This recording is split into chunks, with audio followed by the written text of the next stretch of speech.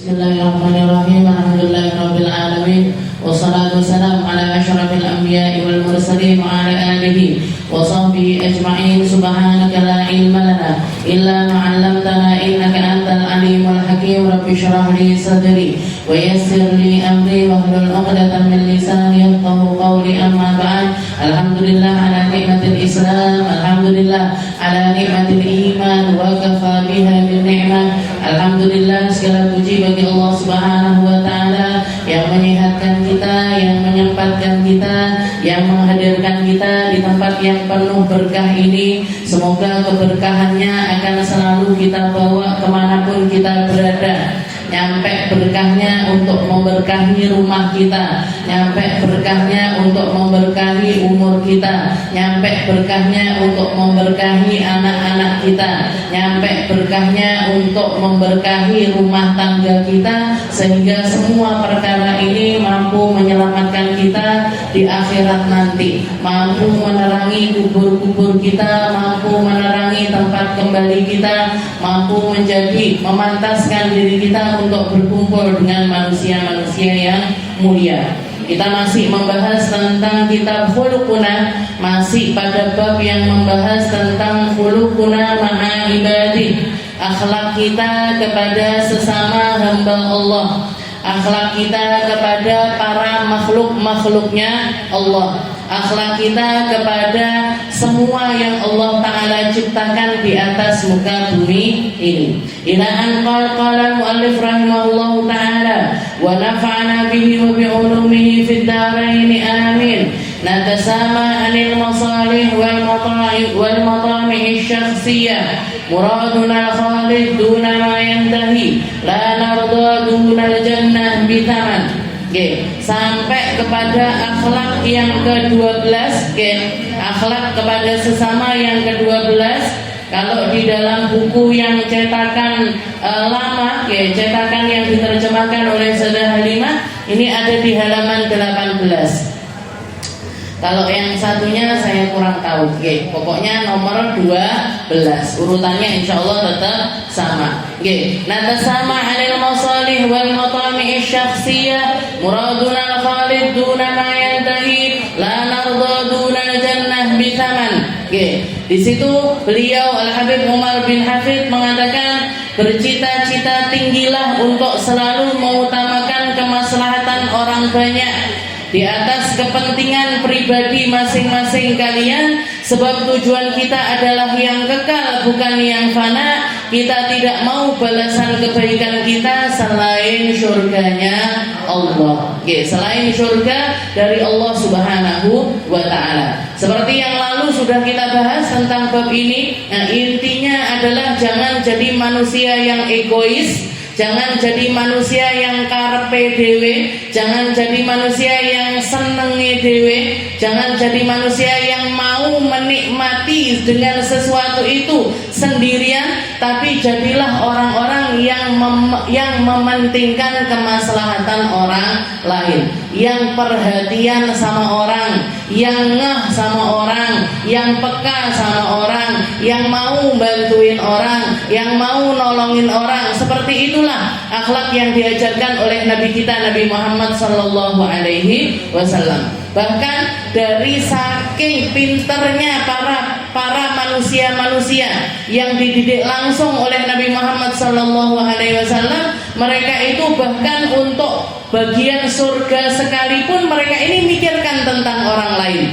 Dikatakan ketika Sayyidina Umar bin Khattab itu merasakan ada sesuatu yang janggal dari yang dilakukan oleh Sayyidina Abu Bakar As-Siddiq. Jadi Sayyidina Abu Bakar itu kalau misalkan ketemu sama Sayyidina Umar, gak mau mengucapkan salam terlebih dahulu, itu gak mau. Jadi gak mau Assalamualaikum, itu gak mau. Padahal kan Rasulullah mengatakan afsyus salam bainakum, tebarkan salam di antara kalian. Bahkan di dalam salah satu hadis Nabi Muhammad mengatakan man bada'a bis salam, barang siapa yang memulai mengucapkan salam, fa'alaihi baitun fil jannah, banallahu lahu baitan fil jannah. Allah Ta'ala akan membangunkan bagi orang tersebut satu rumah di dalam surga. ngucapin salam tok Bu, nggih, tapi balasannya rumah di dalam surga. Oke, maka Sayyidina Umar ini ngadu, Sayyidina Abu Bakar itu nggak mau, mulai salam itu nggak mau, mesti nunggu Sayyidina Umar yang duluin, baru nanti dijawab sama beliau. Kalau Sayyidina Umar mengatakan Assalamualaikum baru diucapkan Waalaikumsalam, dijawab, tapi nggak pernah mau mulai. Padahal adabnya itu kan sebenarnya orang yang jalan mengucapkan salam sama yang duduk, yang masuk rumah yang mengucapkan salam kepada para ahli rumah. Orang yang baru ketemu memulai salam kepada mereka yang sudah terlebih dahulu ada di tempat tersebut. Itu akhlaknya seperti itu. Cuman juga harus tahu kondisi. Jangan misalkan kita pas lagi kajian kayak gini ada yang baru datang, Assalamualaikum, bubar akhirnya konsentrasinya. Kalau sudah tahu kajiannya sudah dimulai, duduk aja langsung. Jadi kalau untuk acara-acara yang sifatnya itu dua arah dan butuh konsentrasi seperti ini, jangan bubarkan konsentrasi dengan salamnya kita. Jadi ajarannya seperti itu. Maka Sayyidina Umar ini ngadu sama Nabi Muhammad, ya Rasul, Abu Bakar itu loh nggak pernah mau ngucapin salam duluan, mesti aku terus yang ngucapin salam duluan. Tapi kalau kamu ngucapin salam dijawab apa enggak? Dijawab. Tapi nggak pernah mau mengucapkan salam duluan kepada saya. Akhirnya sama Rasulullah dipanggil Sayyidina Abu Bakar. Abu Bakar, benar apa enggak yang dikatakan sama Sayyidina Umar? Katanya kamu itu nggak pernah mau ngucapin salam duluan. Katanya Sayyidina Abu Bakar, benar ya Rasul, saya nggak mau, saya nungguin Umar yang mengucapkan salam kepada saya. Terus kenapa? Alasanmu ini apa? Lah jenengan kan bilang barang siapa yang mengucapkan salam terlebih dahulu, Allah Ta'ala bangunkan rumah di dalam surga. Saya pengen rumahnya itu yang punya Umar. Saya pengen yang dapat kebagian rumah itu biar Sayyidina Umar aja yang dapat rumah di dalam surga. Nanti saya yang mengunjungi.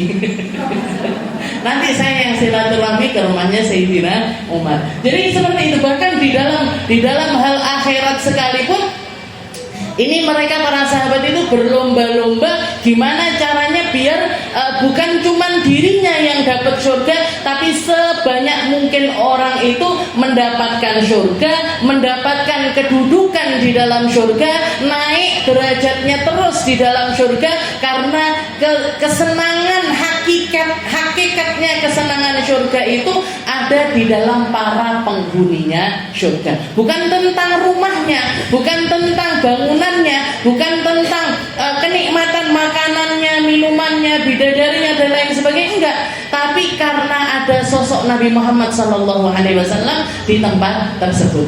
Jadi yang dicari itu bukan tentang surganya, tapi orang-orang yang menempati surga itu sendiri. Jadi dibagi sama saya, biar Umar aja yang banyak rumahnya wahai Rasul di dalam surga. Itu muamalahnya para sahabatnya Nabi Muhammad SAW. Jadi yang krisis di antara kita zaman sekarang ini, akhlak yang mungkin sudah sangat minim sekali terjadi adalah ini, menahan diri untuk tidak jadi orang yang egois. Orang sekarang itu pokoknya sugih dhewe, pokoknya warak dhewe, pokoknya sehat dhewe, ngeruk keuntungan sebanyak mungkin dari manusia. Yang penting nominal di dalam rekening saya ini nambah terus, gak peduli sama orang lain. Gak peduli sama orang lain. Itu bukan cuman golongan bawah saja yang istilahnya yang mungkin kerakusannya ini masih bisa dimasukkan ke dalam logika. Karena memang mereka sulit di dalam ekonomi, sulit. Mungkin kalau misalkan ngelihat gitu ya, makanan bazar makanan kita bikin, ayo Bu bikin bazar makanan gratis. Terus orang-orang nggak punya itu pada berbondong-bondong datang, itu masuk akal. Karena yang semacam ini jarang-jarang untuk mereka. Makan enak seperti ini, makan gratis, makan ini jarang untuk mereka. Tapi yang kita lihat ternyata fenomenanya nggak ada bedanya Bu. Orang nggak punya sama orang punya sekarang itu nggak ada bedanya di dalam kerakusan mereka, di dalam menangnya sendiri, di dalam tamaknya, di dalam mengumpulkan harta itu hampir nggak ada bedanya sama sekali. Nggak ada bedanya sama sekali. Abah saya itu sering kali komentar, bahkan ngomong sama kita itu, abine kalau sudah datang diundang di pengantenan yang acaranya itu standing party, jadi makan-makan ngambil-ngambil sendiri, mendingan abine nggak usah datang sekalian. Kecuali kalau saudara deket sekali, misalnya Umi atau siapa, pokoknya keluarga deket sekali baru mau datang. Tapi kalau enggak, pilih enggak datang, Bu. Kenapa? Karena yang kelihatan di situ itu bikin hati ini nelongso. Gimana orang masuk bawa piring, bukan orang miskin, orang kaya pun juga seperti itu. Ngambil piring, setelah itu nanti misalkan ngambil bakso, diambil pentolnya itu sampai munjuk sak piring full. Kalau ditanya, kalau acara kayak gini ini, gak usah pakai nasi itu di rumah biasa, lawuh di menu penuh sepiringnya. Nanti dimakan, diicip, nggak senang ditaruh, ngambil lagi. Gitu. Ini jenengan semuanya juga merasakan hal tersebut. Kata abang saya, orang-orang semacam ini sangat tidak pantas untuk jadi pemimpin. Kenapa? Karena kenyangnya sendiri. Pokoknya nggak pikir ini nanti bakso ini, yang penting saya dapat bakso paling banyak. Mau orang lain itu makankah enggak, saya nggak peduli. Ngelihat ada udang, yang penting saya makan udang paling banyak. Orang lain terserah. Mau komanan kah, nggak komanan kah, nggak ada yang peduli tentang hal tersebut. Alhamdulillah ini jauh sekali dari akhlaknya Rasulullah SAW, yang bahkan Nabi Muhammad itu hampir nggak pernah memikirkan tentang dirinya sendiri. Semua fokusnya kepada umat. Semua diberikan untuk umat, semuanya dikasihkan untuk umat. Hartanya, waktunya, umurnya, kalimat-kalimatnya, duduknya beliau 100% diberikan kepada umat. Bahkan anaknya, cucunya, semuanya dipersembahkan untuk dakwahnya Rasulullah SAW. Anak-anaknya dididik. Kenapa? Biar orang-orang setelah generasinya Nabi ini bisa mencontoh akhlak cucu-cucunya Nabi. Anak-anaknya dididik. Biar apa? Biar orang-orang ini bisa ngambil ibrah dari anak-anaknya Nabi. Kenapa kok dikasih ilmu paling banyak, dikasih didikan paling ekstra? Biar apa? Biar jadi contoh untuk orang banyak. Ini didikannya Rasulullah SAW. Bahkan Sayyidah Fatimah itu berapa kali datang kepada Nabi, saya dengar katanya ada harta ghanimah banyak, saya minta enggak banyak-banyak, sepotong daging aja biar saya nikmati bersama keluarga saya. Apa jawabannya Nabi Muhammad? Wahai Fatimah, apa kamu mau tak kasih yang lebih berharga dibandingkan daging itu tadi? Apa itu wahai abahku? Quli ya awwalal awwalin wa ya akhiral akhirin wa ya dzal quwwatal matin wa ya rahiman bil masakin wa ya arhamar rahimin. 5 kalimat. 5 kalimat ini, padahal ini perutnya keroncongan, lapar, pengen makan daging. Bukan cuma dirinya, tapi suaminya dan anak-anaknya pun juga merasakan hal yang semacam itu. Tapi masuk sama Rasulullah malah justru diajarin dzikir nih tadi. 5 kalimat ini tadi. Begitu pulang ngomong kepada Sayyidina Ali, ditanya sama saya, gimana wahai Fatimah, dapat dagingnya wahai Fatimah? Katanya Sayyidah Fatimah, wahai suamiku, amatardo, apa kamu ridho saya keluar tadi nyari dunia dan aku kembali membawa akhirat? Apa akhiratnya wahai Fatimah? Saya diajarin sama abah saya 5 kalimat. Ya awwalal awwalin wa ya akhiral akhirin wa ya dzal quwwatal matin wa ya rahiman bil masakin wa ya arhamar rahimin. Makanya zikir ini dinamakan zikirnya Fatimah. Zikirnya Sayyidah Fatimah karena diajarin sama Rasulullah SAW sebagai pengganti dari sepotong daging. Jenengan bayangkan, zikir ini bikin kenyang apa enggak kira-kira? Jenengan lapar, tasbih naik subhanallah. Kenyang apa enggak perutnya? Enggak, Bu. Tapi ini didikannya Rasulullah SAW. Minta datang sambil nunjukkan tangannya yang pecah-pecah, tangannya yang sudah rusak, bilang sama abahnya, "Bang, mbok saya ini dikasih pembantu 1 aja." Enggak usah ngapa-ngapain. Kalau misalkan bidik anak, nanggulangi dan saya masih bisa. Tapi yang saya nggak kuat itu yang hanudaki. Saya itu yang berat sekali. Ini adalah numbuk biji-biji gandum ini sampai jadi tepung. Ini kerjaan yang paling sulit buat saya. Kasih saya satu pembantu yang bantuin tentang hal tersebut. Katanya Rasulullah, kamu mau wahai Fatimah, nanti tak kasih yang lebih baik daripada pembantu. Tak kasih yang lebih baik daripada pembantu. Tengah malam, sudah malam, bukan tengah malam. Jadi ba'da isya sedikit, datang ke rumahnya Sayyidah Fatimah, datang ke rumahnya Sayyidina Ali. Sayyidah Fatimah sama Sayyidina Ali sudah ada di dalam selimut. Rasulullah masuk ke dalam selimut bareng-bareng sama Sayyidah Fatimah dan juga Sayyidina Ali. Bahkan dikatakan kaki dinginnya Nabi ini dirasakan sama kakinya Sayyidah Fatimah dan juga Sayyidina Ali, saking dekatnya. Ngobrol saking dekatnya. Setelah itu Rasulullah mengatakan, wahai Fatimah, mau kamu tak kasih sesuatu yang lebih baik daripada pembantu? Apa itu? Kalau mau tidur, baca subhanallah 33 kali, alhamdulillah 33 kali, Allahu Akbar 33 kali. Ini lebih baik daripada pembantu. Ini lebih baik daripada seorang pembantu. Diamalkan. Bahkan Sayyidina Ali mengatakan hatta lailatus siffin, bahkan di malam Siffin sekalipun, di malam aku menghadapi peperangan yang luar biasa dahsyatnya, aku enggak meninggalkan zikir ini tadi. Subhanallah 33 kali, alhamdulillah 33 kali, Allahu Akbar 33 kali, ada yang mengatakan 34 kali untuk Allahu Akbarnya. Bayangkan, jadi dipangkas habis, Bu. Egoismenya itu dipangkas habis. Kerakusannya dipangkas habis, keinginannya tentang dunia itu dipangkas habis oleh Rasulullah Shallallahu Alaihi Wasallam. Ini yang krisis di antara kita. Orang kalau sudah pagi itu lari-larian, istilahnya banter-banteran naik motor, banter-banteran naik mobil. Iki harapnya apa wae? Antarin sekolah anaknya sudah, ya istilahnya apa harus seperti itu, sampai nggak mau didahuluin orang, sampai balap-balapan. Ini kalau ada apa-apa kan yang rugi juga dia sendiri, yang rugi juga dirinya sendiri. Jadi ini, ayo pelan-pelan, sedikit-sedikit. Yang dipikirkan itu bukan tentang kita, tapi tentang orang lain.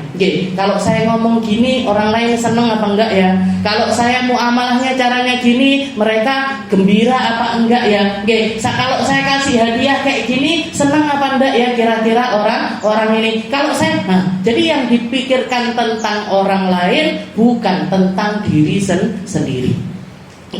Rasulullah SAW pernah, ketika beliau itu kan salah satu kebiasaannya setiap hari Jumat itu mengunjungi masjid namanya Masjid Quba. Itu ada di sekitaran, masih ada di daerah Madinah tapi agak jauh dari masjidnya Rasulullah SAW. Jadi ada waktu-waktu tertentu Rasulullah itu mengunjungi Masjid Quba. Di daerah sekitaran Masjid Quba tersebut Rasulullah punya teman punya sahabat, ada orang Islam yang kedekatannya dengan Rasulullah ini lumayan dekat, dan beliau ini juga masih muda, bahkan masih masuk di dalam ranahnya usia anak-anak, mungkin sekitar 9 tahun 10 tahun. Namanya Talha bin Barra. Talha bin Barra ini rumahnya di sekitaran Quba tersebut. Dikatakan Talha bin Barra ini anak muda tapi fisiknya itu lemah, gampang sakit, gampang pingsan dan lain sebagainya. Akhirnya dikatakan Rasulullah sering mengunjungi Talha, ngobrol-ngobrol sama Talha ini itu dan lain sebagainya. Sampai suatu hari Talha ini sakit, dan sakitnya ini tambah parah. Dikunjungi sama Rasulullah. Setelah itu Rasulullah mengatakan kepada keluarganya, nggak di depannya Talha, Rasulullah mengatakan kepada keluarganya, wahai keluarganya Talha, ini fi Talha, istilahnya anahu saya ngelihat ini Talha kayaknya umurnya nggak panjang lagi, kayaknya sebentar lagi dia ajalnya bakalan datang. Nanti kalau dia sudah meninggal dunia, kabari langsung saya, nanti saya yang akan menyiapkan jenazahnya dia, saya yang akan nyolati dia, saya yang akan menguburkan dia. Biar saya sendiri nanti yang ngopeni jenazahnya Talha. Oke, maka setelah itu Rasulullah pergi ke daerah tempat lain untuk berdakwah di tempatnya Bani Salim. Nah, ketika Rasulullah kunjungan itu nggak jauh dari Kuba, nggak jauh dari Kuba. Rasulullah mengunjungi tempat tersebut. Kalau sekarang itu tempatnya masjid, namanya Masjid Jum'ah. Oke, jadi masih dekat dari daerah Kuba tersebut. Nah, ketika saat itu Tolha ini mendekati ajalnya. Oke, tapi ketika mau meninggal, salah satu wasiatnya Tolha, nanti tolong la tukhbiru Rasulullah, jangan kabari Rasulullah. Oke, nanti kalau saya meninggal langsung mandikan, langsung kafani, langsung sholati, langsung kuburkan. Jangan ngabari Rasulullah Shallallahu Alaihi Wasallam. Ini akhsha alaihi al-yahud. Saya takut ada apa-apa terjadi kepada Rasulullah karena beberapa hari ini saya dengar orang-orang Yahudi itu ngincar nyawanya Rasulullah Shallallahu Alaihi Wasallam. Dan negeri kita ini dikelilingi sama penduduk Yahudi. Jangan ngabari Rasulullah. Saya nggak senang Rasulullah itu bolak-balik ke Kuba karena saya takut kalau penjagaannya nggak benar nanti orang-orang Yahudi bakalan menyerang. Jadi yang Rasulullahnya perhatian seperti itu kepada Tolhanya takut ada apa-apa terjadi kepada Rasulullah. Maka besoknya baru Rasulullah dengar tentang kabar kematiannya Tolha, tapi itu sudah istilahnya Tolhanya sudah dikuburkan. Sudah meninggal, sudah dikuburkan. Maka Rasulullah SAW datang mengunjungi kuburannya Tolha. Setelah itu nyolati Tolha di atas kuburannya sambil doa. Sambil doa. Allahumma istaqbil Tolha. Ya Allah, terimalah Tolha. Terimalah Tolha, taruh di sisimu di tempat yang paling indah. Wa anta radin anhu, dan engkau ridho kepada Tolha. Ya Allah, Allahumma istaqbil Tolha wa anta tadhak lahu wa huwa yadhakulak. Katanya Nabi, jadi doanya Nabi itu seperti ini. Ya Allah, terimalah Tolha ini jenengan dengan cara jenengan dalam keadaan tertawa dan Tolha dalam keadaan tertawa kepadamu. Maksudnya Allah senang dengan datangnya Tolha, dan Tolha juga senang dengan kehadirannya kepada Allah Subhanahu wa Ta'ala. Didoakan sama Rasulullah dengan doa yang lain daripada doa yang lainnya. Sebagai penanda perhatiannya Rasulullah Shallallahu Alaihi Wasallam kepada Tolha. Jadi dari dua sisi.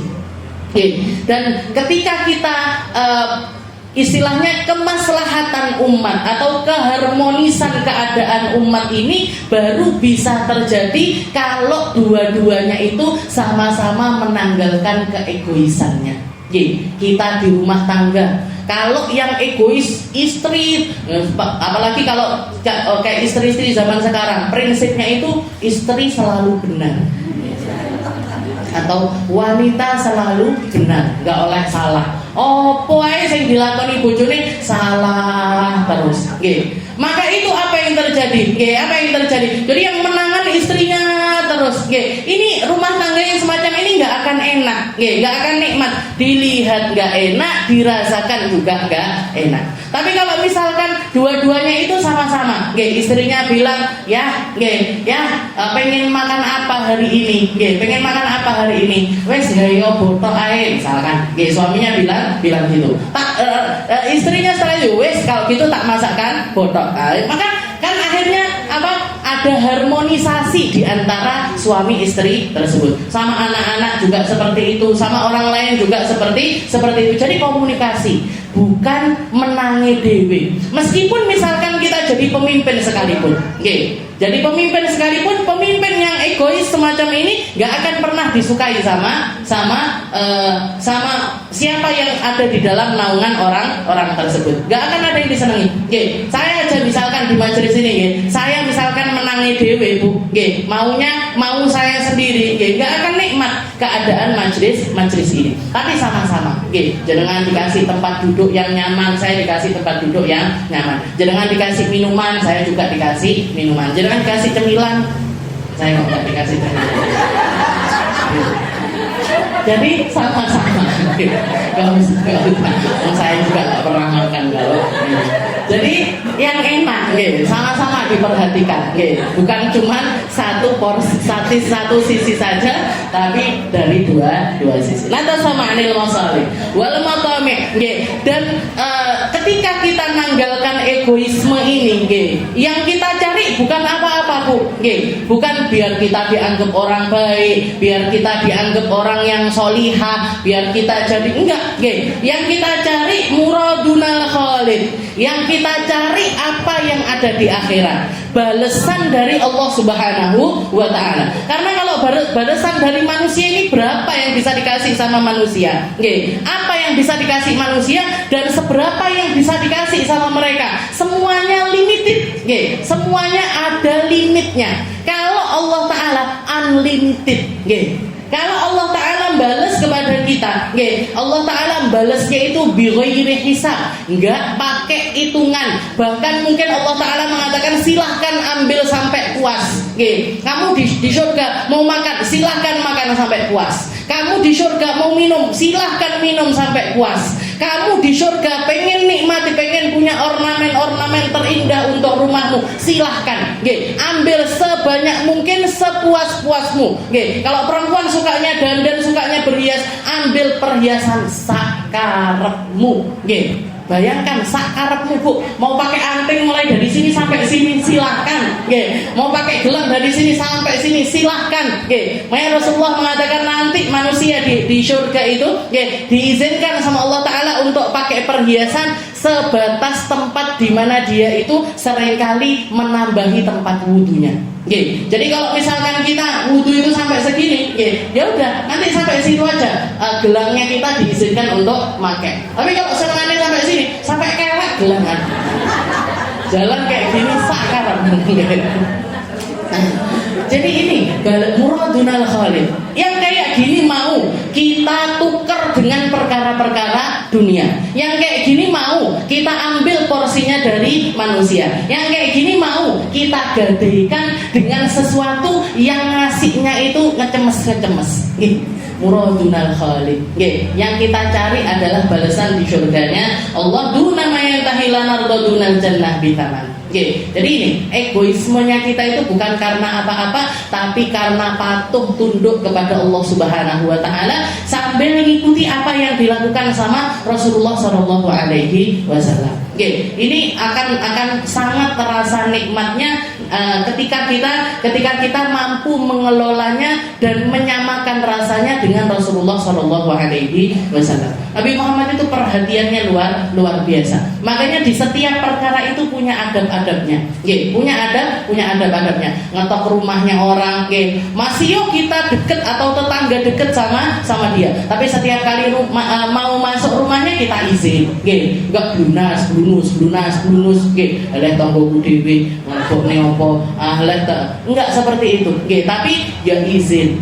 Pernah ada kejadian di satu daerah, daerah itu mayoritas orang Islam, mayoritas adalah orang Islam. Terus ada keluarga Kristen yang tinggal di tempat tersebut. Tetanggaan sama orang Muslim, dan Muslimnya ini kebetulan orang yang solih, orang yang baik. Sampai bertahun-tahun bertetangga, nggak pernah ada masalah, nggak pernah ada cekcok, nggak pernah ada hal-hal apapun.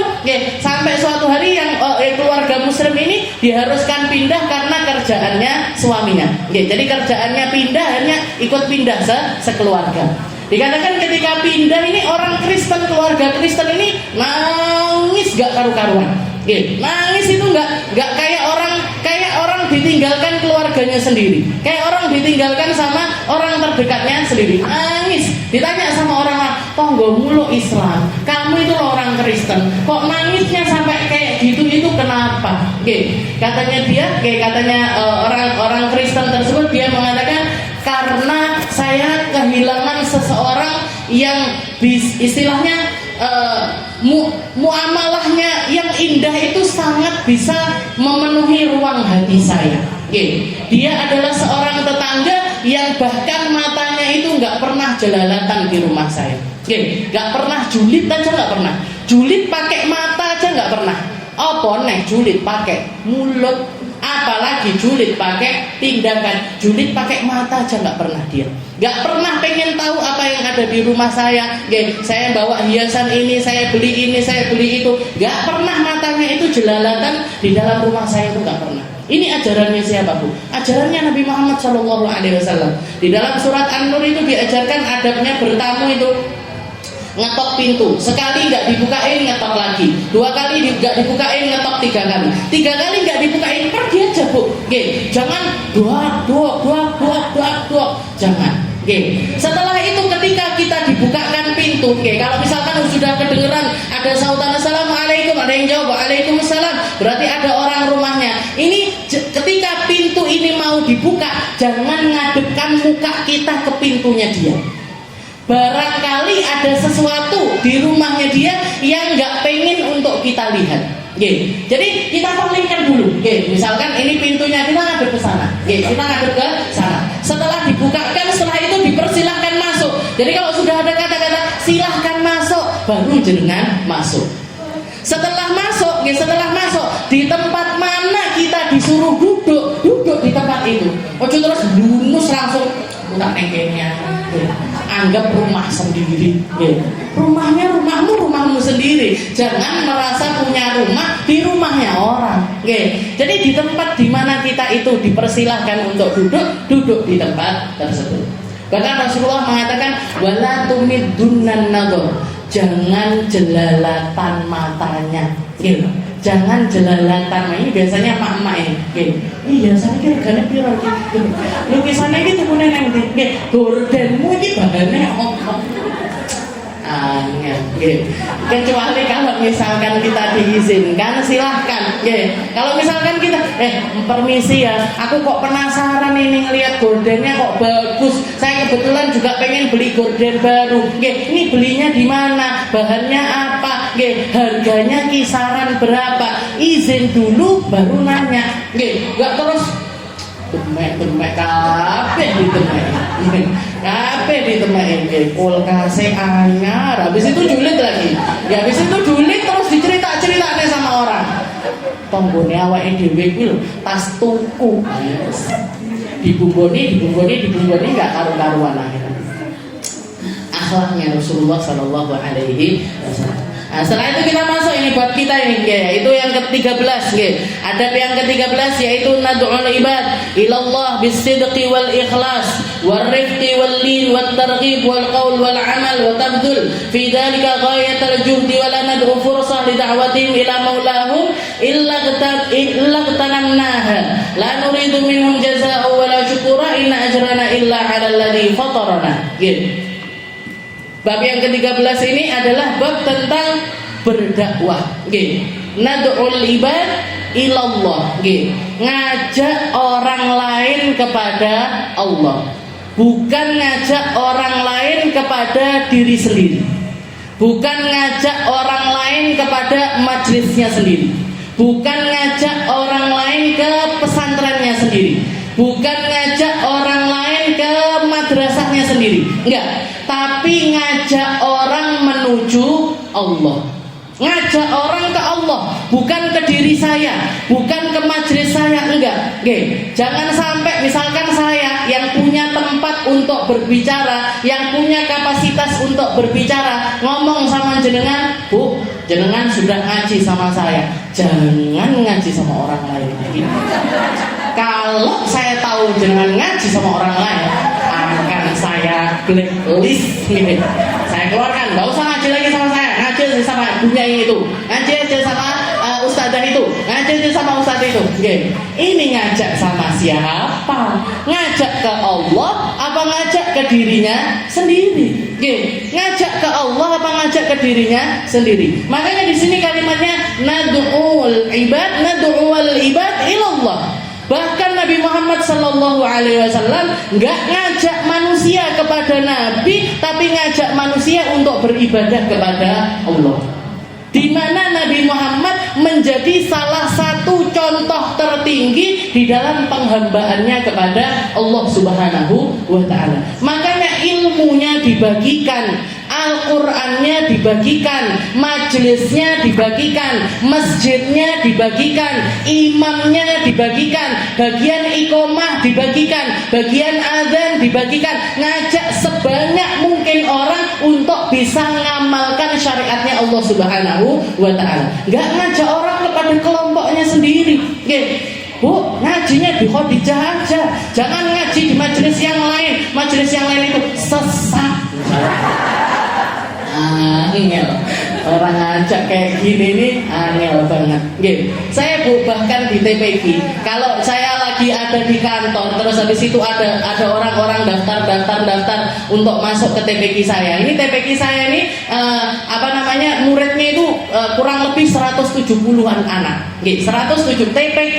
Nggih, TPG sore tapi muridnya bisa sampai 170 orang. Sampai saya bingung nyari gurunya, ini bingung sampai. Nggih, sudah dibikinkan kelas kurang lagi, bikinkan kelas kurang lagi. Ini yang bagian anak-anak. Emak-emaknya nggak kalah ekstrim di dalam ngajinya. Nggih. Ngaji ibu-ibu pagi Senin sama Rebo itu muridnya hampir 100. Nggih. Kepala sekolahnya pusing. Nggih. Bibi saya sendiri. Nggih. Menteri Keuangannya juga pusing. Umi saya sendiri. Nggih. Jadi itu kalau misalkan ada anak-anak yang daftar, saya nanya, Bu, rumahnya mana? Nggih, rumahnya mana? Karangrejo saja. Bu, di Karangrejo apa nggak ada TPG? Nggih, kok jenengan rek istilahnya sampai jauh-jauh ngaji di sini. Ini setiap sore loh, Bu. Jenengan bisa apa nggak, sanggup apa nggak setiap sore ngantarkan anaknya untuk sekolah ke sini? Ya, sekarang lagi semangat Ustaz. Terus habis itu mau kendor. Kalau mau kendor ngaji jadi Karangrejo sana, yang dekat rumah, nggih. Jadi yang daerah sini, daerahnya Uwing situ, nggih. Ngaji aja di sana, Bu. Nggih, ngaji. Ramaikan TPG di sana, ramaikan madrasah yang ada di sana. Nggih, jangan keroyo-royo datang jauh-jauh untuk ngaji. Ayo berdayakan orang-orang yang ada di sekitaran kita. Nggih, ini namanya ad-da'wah ilallah. Ngajak orang ke Allah, bukan ngajak orang ke diri sendiri. Nggih, ke komunitasnya sendiri, ke majelisnya sendiri. Enggak, nggih. Kita ngajak. Guru saya itu selalu yang diwanti-wanti, ajak orang ke Allah, ajak orang ke Allah, ajak orang ke Allah. Nggih, karena penyakitnya orang-orang punya ilmu, penyakitnya para pendai, penyakitnya para ustadz, para ustadzah, itu keri telinganya, keri matanya kalau misalkan mereka itu dapat saingan.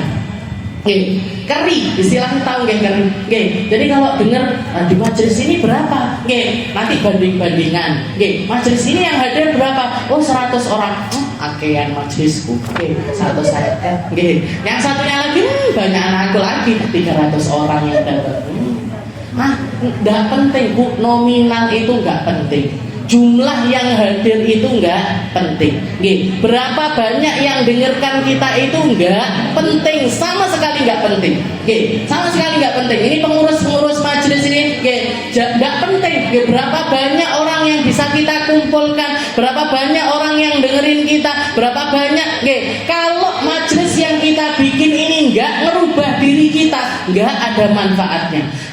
Jadi tujuan dari adanya majelis ini adalah agar kita ini semakin jadi orang yang ngerti, semakin kenal sama Allah. Kalau sudah kenal sama Allah Ta'ala, sholat kita tambah baik, muamalah kita tambah baik, sabarnya kita tambah sabar, egoisnya kita hilang, atau terkikis sedikit demi sedikit. Itu nunjukkan kalau majelis ini punya efek untuk kita. Tapi enggak, ake-akean, grup sana, grup sini, kembaran sana, kembaran sini.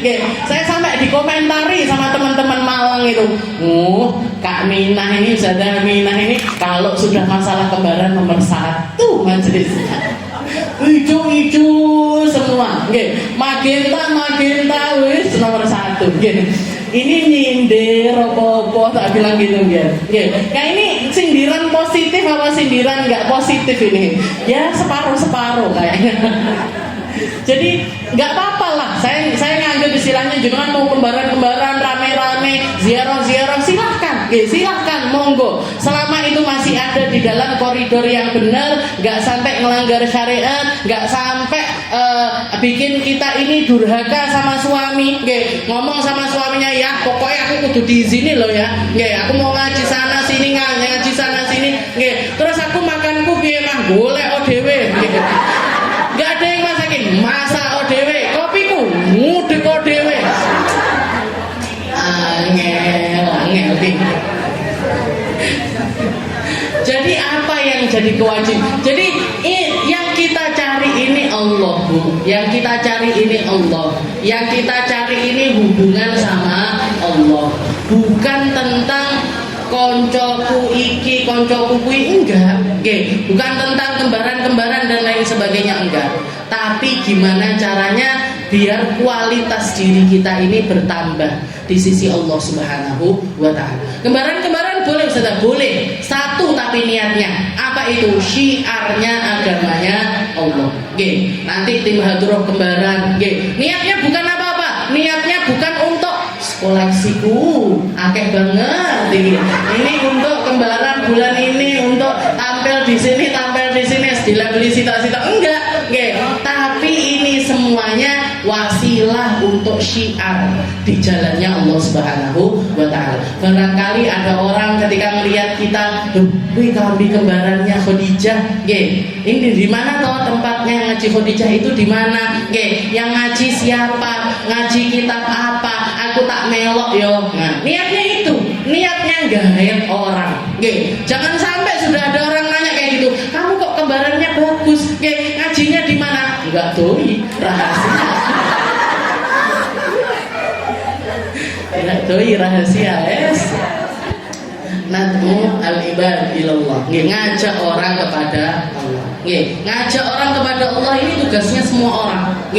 Bahkan makhluk-makhluknya Allah Ta'ala pun, kalau sama Allah Ta'ala dikasih kesempatan untuk berdakwah, mereka nggak akan pernah menyia-nyiakan kesempatan tersebut. Rasulullah SAW pernah ketika beliau itu di dalam perjalanan, ketemu sama Arabi, ketemu sama orang Badui dusun. Dia barusan selesai berburu di dalam hutan, dapat buruannya ini yang didapat seekor dog, seekor biawak, biawak besar, diikat tangannya, diikat kakinya, dipanggul di atas punggungnya. Ketemu papasan sama Rasulullah SAW. Dan Nabi Muhammad itu seseorang yang nggak pernah menyia-nyiakan kesempatan dakwah. Diajak ngobrol sama Nabi. Setelah diajak ngobrol, kenalan ini itu dan lain sebagainya. Setelah itu Nabi Muhammad mulai mengutarakan tentang agama Islam. Dan orang Badui ini sudah dengar tentang Islam, sudah dengar tentang Rasulullah SAW, tapi masih belum tergerak hatinya untuk masuk Islam. Ditawarkan tentang Islam, dia pahamkan ini itu dan lain sebagainya.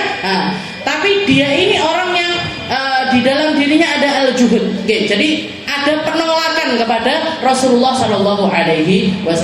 Maka untuk ngece Nabi, untuk mencemooh Nabi, dia mengatakan, ya Muhammad, wahai Muhammad, undur ilah hadaddo. Lihat ini, saya punya biawak ini di atas punggung saya. Di atas punggung saya ada seekor biawak. Lau amana bika amantu bik. Kalau dia beriman kepadamu, saya akan beriman juga kepadamu. Jadi untuk ngece Nabi, dia mengatakan, lihat ini, biawak saya. Kalau dia sampai masuk Islam, saya masuk Islam kayak dia. Maka Rasulullah ganti noleh ke biawaknya. Diturunkan biawaknya dan masih dalam keadaan terikat. Diturunkan biawaknya, Rasulullah nanya, ayyuhad-dhab, wahai biawak, wahai biawak. Allah Ta'ala ngasih kudrohnya, memberikan kepada si biawak ini kemampuan untuk menjawab perkataannya Nabi bilisanin fasih, dengan lisan yang fasih. Ini ceritanya masyhur di dalam kitab-kitab sirah, di dalam kitab-kitab sejarahnya Nabi ini tentang percakapan Nabi dengan biawak ini masyhur sekali. Maka Dhab itu mengatakan labbaik wa sa'daik ya Rasul. Labbaik wa sa'daik ya Rasul. Kalau bahasanya kita jadi marhaban bika ya Rasul. Welcome istilahnya. Jadi menyambut apa yang diucapkan sama Rasulullah SAW. Labbaik wa sa'daik ya Rasul. Setelah itu Nabi Muhammad mengatakan, ya Dhab, ayyuhad Dhab, man ta'bud. Siapa yang kamu sembah wahai biawak? Maka biawak tersebut mengatakan, a'budullah alladzi fis sama'i arshuh wa fil ardi sultanuh wa fil bahri sabiluh wa fil jannati na'imuh wa fil nari azabuh. Jadi biawak ini mengatakan, saya beriman kepada Allah yang singgasananya ada di atas arsy, yang kekuasaannya nampak di atas muka bumi, yang tempat-tempat perjalanannya bahkan bisa dirasakan sampai ke lautan sekalipun, di mana Allah Ta'ala menunjukkan nikmatnya tertinggi di dalam surganya dan azab tertingginya di dalam nerakanya. Ini dia jawab dengan jawaban yang panjang seperti itu. Setelah itu Nabi Muhammad mengatakan, ayyuhad-dhab wa man ana, wahai biawak, saya ini siapa? Saya ini siapa? Maka biawak ini mengatakan, anta Rasulullah, jenengan adalah utusannya Allah, wa khatamun nabiyyin, dan anda adalah penutup risalahnya Allah, penutup dari para nabi. Wa rahmatullah lil alamin, dan jenengan adalah rahmatnya Allah Ta'ala yang paling nampak di seluruh alam semesta. Sa'ida man tabi'aka wa syaqiya man a'rada anka, sungguh beruntung orang-orang yang ikut jalannya jenengan, dan sungguh akan celaka mereka-mereka yang menolak dakwahnya jenengan. Jadi dijawab dengan jawaban yang luar biasa mendalam. Baru setelah itu Rasulullah noleh kepada si orang Badui ini tadi. Setelah itu Badui tersebut noleh kepada Rasulullah dan langsung mengatakan, asyhadu an la ilaha illallah wa annaka rasulullah. Saya bersaksi tidak ada Tuhan selain Allah dan engkau adalah utusannya Allah. Ini biawak. Ketika dikasih sama Allah Ta'ala kesempatan untuk berbicara, dia enggak menyia-nyiakan kesempatan tersebut untuk berdakwah. Karena ketika itu dia dijadikan khadimun Nabi, dijadikan perantaranya Nabi untuk jalan hidayahnya orang Badui ini tadi. Jadi bahkan hewan pun ketika mereka ini dikasih kapasitas sama Allah Ta'ala, mereka nggak akan menyia-nyiakan kesempatan tersebut. Makanya dakwah ini bukan tugasnya Nabi aja, bukan tugasnya ustadz aja, bukan tugasnya ustadzah aja, bukan tugasnya orang-orang yang punya ilmu saja.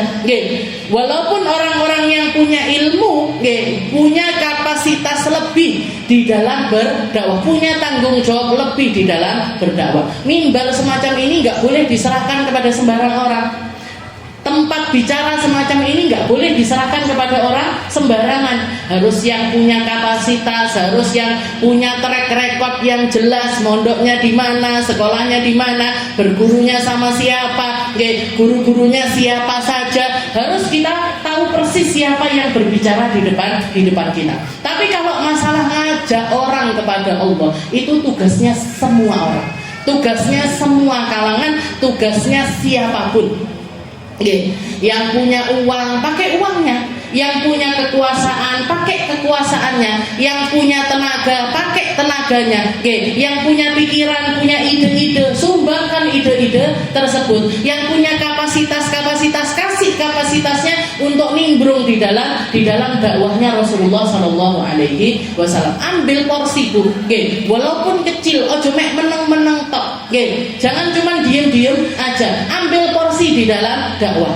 Saya nggak bisa Ustazah kalau ngajain orang, saya itu kalau bicara suara saya pelan, lek ngejak, ayo. Gak bisa saya banter-banter Ustazah. Ya sudah, pakai tindakan, pakai tindakan, kelihatan. Misalkan jenengan kalau mau ngaji, rapi-rapi, pakai jilbab besar, nanti biar apa? Biar dikomentari sama tetangga. Harap neng di lo ngaji, neng di ngaji neng di sana, di Khadijah. Ayo mau ikut toh Bu? Ini saya bawa mobil. Ayo barangkali mau bareng sama saya 2 orang, 3 orang. Ini 2 orang, 3 orang yang bisa kita bawa ini. Pahalanya mereka ngaji kita dapat. Kalau mereka ngamalkan dari apa yang dingajikan, kita juga dapat pahalanya. Kalau dia jadi orang yang tambah sabar, kita dapat pahala sabarnya. Masih awak itu enggak sabar. Jadi setiap jadi semua hal yang kita lakukan. Makanya guru saya itu sampai mengatakan, jalan paling cepat untuk nyari kedekatan sama Rasulullah SAW adalah lewat jalan dakwah, adalah lewat jalan memahamkan umat, adalah lewat jalan nimbrung di dalam khidmah agamanya Allah Subhanahu wa taala. Saya punyanya harta misalkan, harta enggak harus banyak, Bu. Enggak harus banyak. Berapapun yang bisa kita sisihkan untuk perjuangan dakwah, jangan sisihkan. Saya tak nyelengi, barangkali bisa dapat satu kapling di masjid atau bisa bangun bisa nerangi lampunya masjid. Urunku mek iso sak lampu, sudah kasih satu lampu itu tadi. Bisanya 2 lampu, kasih dua lampu. Dakwah itu seperti itu. Ke dalam harta ya seperti itu, di dalam muamalah juga seperti itu, sesuai dengan kapasitasnya kita. Tapi tetap yang perlu diingat-ingat tujuannya ilallah. Tujuannya kepada Allah. Kalau tujuannya kepada Allah, jangan sampai ngundat-ngundat. Jangan sampai ngundat-ngundat. Wis panggah tak terneai ngaji, panggah rajin bapak naik misalkan. Misalkan tetangga-tetangganya jenengan ini masih nggak jilbaban ini, tapi ikut ngaji, mau ikut ngaji sekali, 2 kali, 3 kali, harus disabar-sabari. Kalau di tempat ngaji jilbaban, nyampe rumah pakai you can see, ini you can see. Jadi kalanya bangga kita. Jenengan ngomel-ngomel, sudah dijak ngaji kok nggak jilbaban, masalah dia ngamalkan ataupun enggak itu bukan urusannya kita. Masalah orang bisa ngamalkan, masalah orang ini bisa berubah, masalah orang ini mau begini begitu, bukan urusannya kita. Urusannya kita dengan diri kita sendiri. Ambil enggak kita, dapat enggak kita, nimbrung enggak kita di dalam dakwahnya Rasulullah Shallallahu Alaihi Wasallam. Kalau di sekitaran rumah kita ada masjid, ya sudah masjid itu jadikan ladang dakwahnya kita. Kalau sekitaran rumah kita ada madrasah, ambil madrasah itu jadi tempat ladang kita di dalam berdakwah. Gak harus di tempat yang jauh-jauh, gak harus dengan nyumbang terus-terusan ke Palestina, tapi tetangga-tetangga kita seringkali lapar. Jadi dari yang terdekat dulu. Kalau di sekitaran kita ada pesantren, ya sudah nyumbang untuk pesantren tersebut. Jangan sampai kiai ini sampai ngomong, bu panggang nyumbang aja di majelis kuno, panggang nyumbang aja ke pondok sana. Ini loh di samping rumah ada pondok, ini loh di samping rumah ada orang miskin, ada orang fakir, ada anak-anak yatim yang nggak kuat di dalam kehidupannya sehari-hari. Ini dari mulai yang dekat-dekat ini tadi. Nah, makanya kalau sudah tujuannya Allah, kita tahu persis bagian mana ini. Saya harus nimbrung di bagian mana, di porsi yang mana. Di bagian mana, di porsi yang. Nad'ul ibad ilallah bisidqi wal ikhlas. Ini sulit ini. Dengan sungguh-sungguh dan juga penuh dengan keikhlasan. Insyaallah kita lanjutkan di pertemuan kita.